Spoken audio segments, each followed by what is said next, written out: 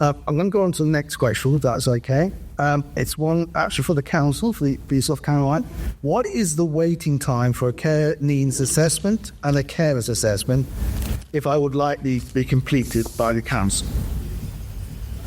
I'll draw that. Tell us that. I could have shouted.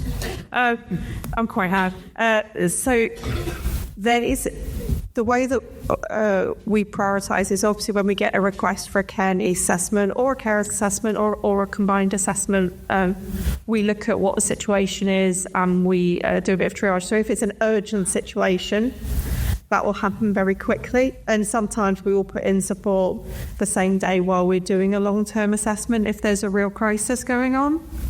If it's not a crisis situation, there's a bit more time and it can take longer, but our top waiting time is about a month currently, if it's not a crisis situation, but it is prioritised. So if you rang up today and you were at the end of your wit's end and you did know what to do, then we would do something much more quickly. So I think don't think about not calling, worried about wasting times, whatever.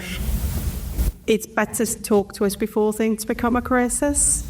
It's better to have an early conversation and prevent things coming to that place. And we will do a detailed assessment with you, be that for your person you care for or yourself or both. We would strongly suggest that if your person you cared for is having a needs assessment, that you have one too, and look at your needs as a carer, because there is the situation today, but it's also thinking about the longer term planning, that assurance you get from having a proper contingency plan in place, a proper plan if things change. And that can be things about what happens if I'm suddenly unwell, who's going to look after my both?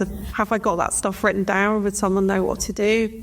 But it can also be actually, at what point can I not continue to do this anymore? What would I do then? Or if the needs of the person that I'm supporting change, what do I do?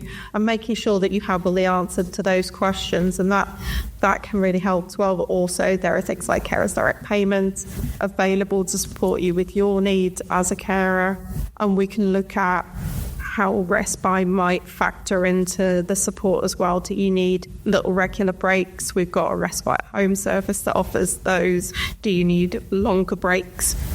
So it's always good to try and talk through both things, really, and make sure that we have a whole understanding of the picture. Thank you.